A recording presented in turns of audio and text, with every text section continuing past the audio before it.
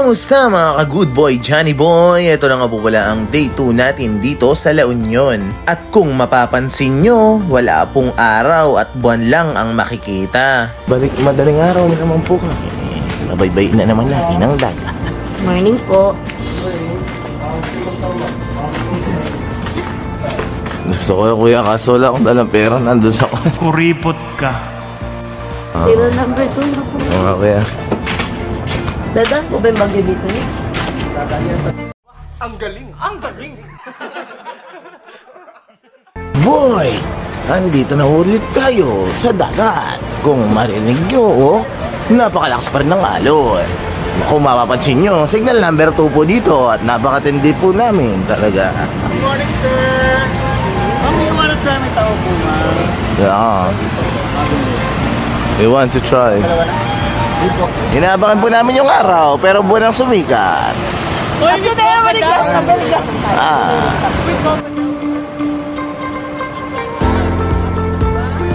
Pakinggan naman natin ang magandang himig ng dagat.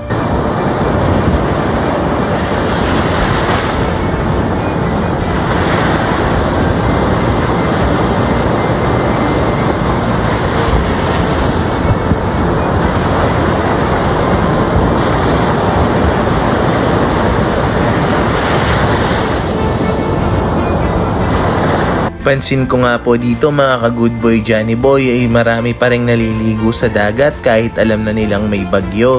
Di na rin nila alintana ang panganib na dulot nito. Napakasarap ng pagmasdan ng karagatan mga ka-good boy Johnny Boy. Ang ating kalikasan ay dapat natin talagang alagaan, proteksyonan at ipaglaban dahil ang bansang Pilipinas ay napaka-importante sa atin. Ito ang nagbibigay kabuhayan sa maraming tao sa pamamagitan ng pangingisda, pagtanggap ng turista at marami pang iba. Sa sobrang ganda ng yaman ng Pilipinas, hindi na ako magtataka kung maraming magiging interesado dito. Kaya't naman pinagtripan ko na rin tong mga ito. Oh! Oh, yun na, nabasahan ko rin. Professional na yun!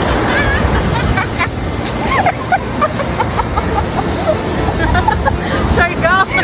Uy! Sa Boracay! Magandang dilag puso.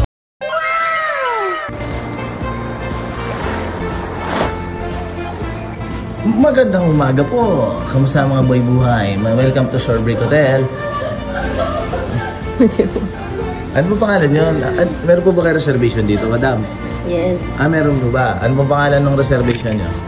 Joy Camille. Joy Camille ba? Oh. Meron po ba kayo reservation, madam? Yes! Oh. I have! Ay, nasaan na po yung mga kasama nyo? Para po ma-explain ko na yung mga rules and regulations. Okay po.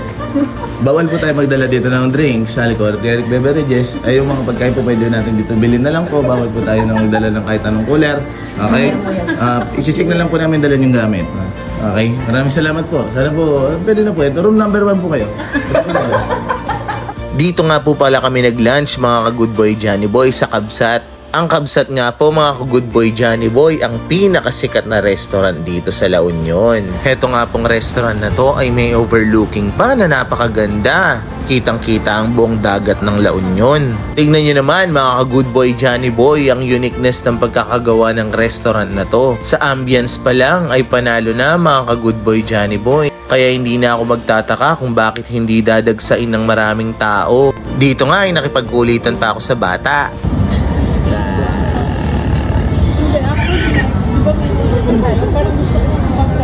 Baby,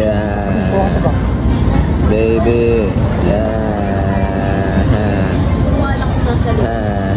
baby. Dito na nga po pala natatapos ang day 2 ng ating La Union trip mga ka-good boy Johnny Boy. Abangan ang side trip part 3.